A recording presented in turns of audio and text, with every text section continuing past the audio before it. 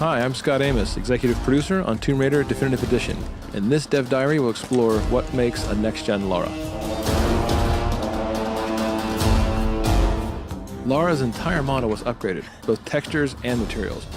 We've even added dynamic effects for how we light her skin, and for materials that change for sweat, mud, and blood as she goes throughout the different areas of the game. This looks like some kind of fire ritual, a sacrificial ritual.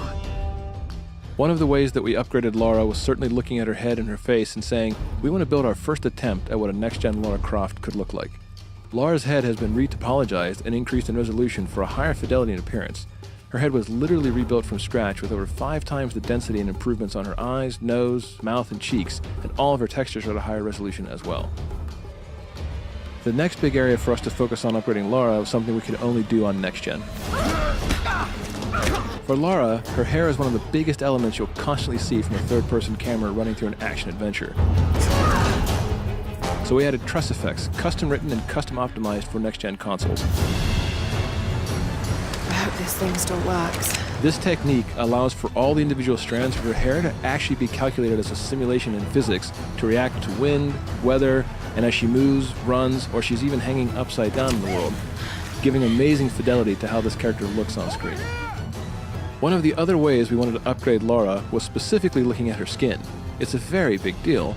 It's another part of her character that you see a lot, and she goes through so many big changes in this world where she gets muddy, or bloody, or wet from all the rain, or when wading through stagnant pools. So we wanted to add something special for how we light her skin as well. We've added subsurface scattering on Lara's skin.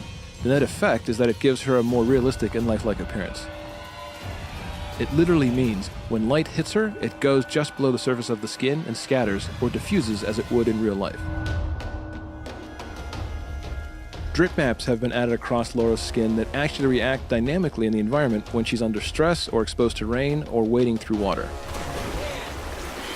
These drip maps are effectively textures or wraps overlaid on top of the model at different locations that are turned on or off during certain game events. So you can actually see the beads of rain rolling across her skin, and you can see the blood drying on her as she walks across some really dangerous and harsh environments. We put Lara through everything on this island, and we want players to feel that visceral sensation of being in this world with her and saying, oh my gosh, I can see the realism here. I can feel the pain and the angst that she's going through in each of these moments.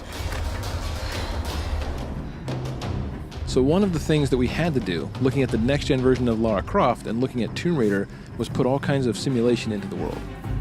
All of her gear now has physics simulation added on top of it. You'll see when she has the bow on her back, it will jostle around realistically as she jumps, runs, and traverses the terrain. We even went so far as to make the very arrows themselves in the quiver jostle and move according to how she runs and traverses the world. You'll even see things like the radio that is strapped to her back, the pistol in her holster, and more importantly, one of the key pieces of equipment, her climbing axe, swinging naturally as she runs around or climbs or hangs from various areas.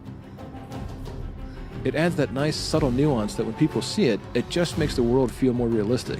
It makes her feel more grounded and cohesive rather than props that are just stuck to her. This gear is actually tied to her in a realistic way.